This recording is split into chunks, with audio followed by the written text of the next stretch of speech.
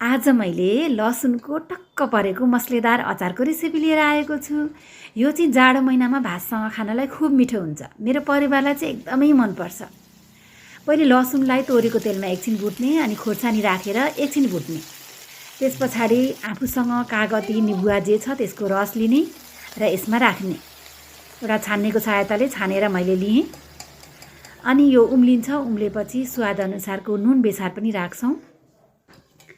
यो अचारलाई मिठो बनाउनलाई चाहिँ हामीलाई मसला चाहिन्छ। यो मसला चाहिँ हामीले कसरी तयार गरेको छौँ भने तोरी अनि धनियाँ, ज्वानो, सौँफ सबै थोकलाई मैले भुटेर यो मिक्सरमा पिसेर यसरी मैले लिएको छु। केही पनि काँचो छैन, सबै थोक भुटेर लिने। कतिले चाहिँ यसरी पकाएको त सब्जी भइहाल्यो नि भन्नुभएको छ, तर यो एकदमै मिठो हुन्छ। मेरो आमाले बनाउनुहुन्थ्यो, पहिलेदेखिकै बनाउँदै आएको चलन हो यो हाम्रो। अनि अहिले म पनि बनाउँछु, मेरो बच्चाहरूलाई सबैलाई एकदमै मनपर्छ। अनि विशेष गरी हामी जाडो महिनामा बनाउँछौँ। अब यो साह्रो जबसम्म हुँदैन तबसम्म पकाउने।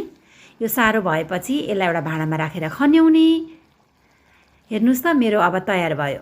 एउटा भाँडामा खन्याउने, यो सेलाएपछि अनि यसलाई बट्टामा राख्ने। 2-3 महिनासम्म केही हुँदैन। यो अचार चाहिँ बनाउन साथ तुरुन्तै खान मिल्छ। कस्तो लाग्यो हजुरहरूलाई? लाइक र कमेन्ट गर्न भने नबिर्सिनु होला।